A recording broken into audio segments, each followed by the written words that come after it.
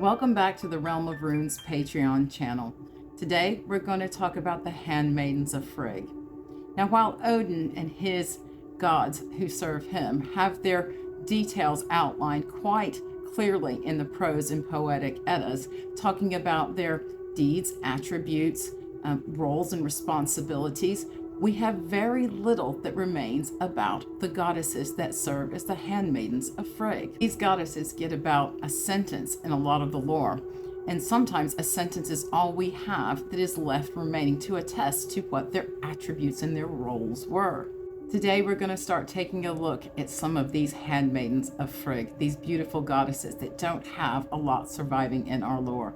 And we're going to start today with Fulla, whose name means abundance, and that single verse that's found in the Merseburg Charms, which serves as the primary existence of evidence for the Aesir found on the European continent.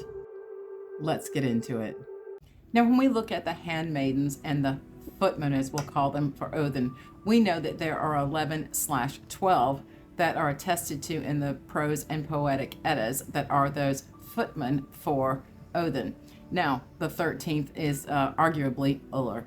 But with Frigg, we know there are 11 and possibly 12. So there's some ambiguity there. And again, there's not a whole lot left in the lore that gives us this great detail. We have to look outside the prose and poetic Eddas, and we have to look also at the etymology and delineation of the names, because they were called different things in different parts of the lore, where academics have gone back and taken a look at the names and put them with the attributes that were mentioned in other sources. So we have to be a bit smart about how we look at this, and we have to go look at translations, and a lot of the translations will agree and some of them will disagree. And again, that Merseburg Charm is an outstanding point there, especially for Fulla. Now, Snorri interestingly refers to Fulla as a virgin whose hair is held in place by a golden band, and Fulla is invoked in the Merseburg Charm by the name of Vola, mentioned as the sister of Frigg. Now, Fulla takes care of the casket of jewels and shoes belonging to Frigg. Now, this may seem like a very mundane task to have a goddess or handmaiden do, but actually, if we look at it, there's a lot to say that those items, those shoes and that jewelry, were very magical indeed by an all-powerful all-mother. And having a guardian to watch over them was very important to have. After all, we do know that Frigg was able to see the fates of all mankind. That includes the deities, but she would never tell. She would never speak of what she knew. Now, some see Fulla's role in keeping of that casket as actually hiding of women's secrets, keeping hidden that part of the female self that men do not get to see or know. Now, Fulla only appears in one myth, thanks to what we do know from Snorri, but she's also mentioned in the Merseburg Charm. Now, Fulla's name is also associated with the name Vola. In Old Norse, it's Fulla, and Fulla is a cognate for the word Fria, which means charms. Now, in this verse in the Merseburg Charms, this is where we find that single and primary evidence for existence of the Aesir gods and goddesses found in the European continent. And all of the names of the gods and goddesses mentioned there in the Merseburg Charm have counterparts that are found in the Eddas, with the exception of Fol and Sinthgunt. Now, this charm I'm going to read to you as it was translated by Hopkins, because there are several different translations.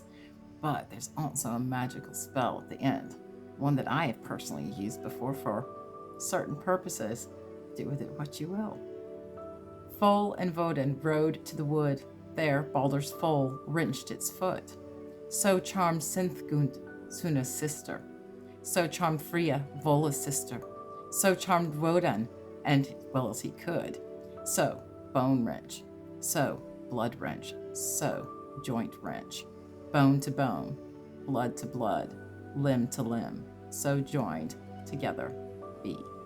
Now, the charm that I just read to you is the second Merseburg Charm. And now we're going to take a look at that first charm, because it's important too. And it has been reviewed and translated by someone named D.L. Ashton. And this is the take on that.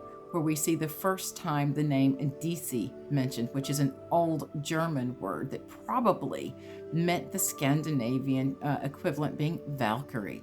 And this first charm is a blessing, or a blessing for release of warriors.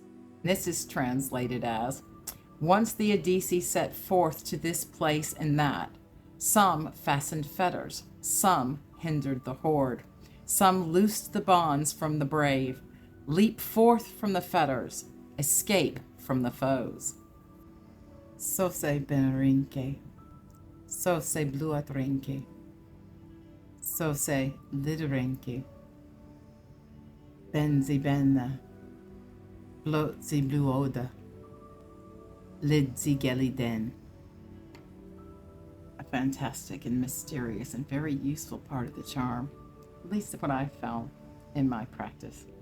I hope you've enjoyed this session on Philip as we go down that lovely path of discovering the handmaiden goddesses of Frigg. Stay tuned for the next episode. Blessings until our weird or earther meets again.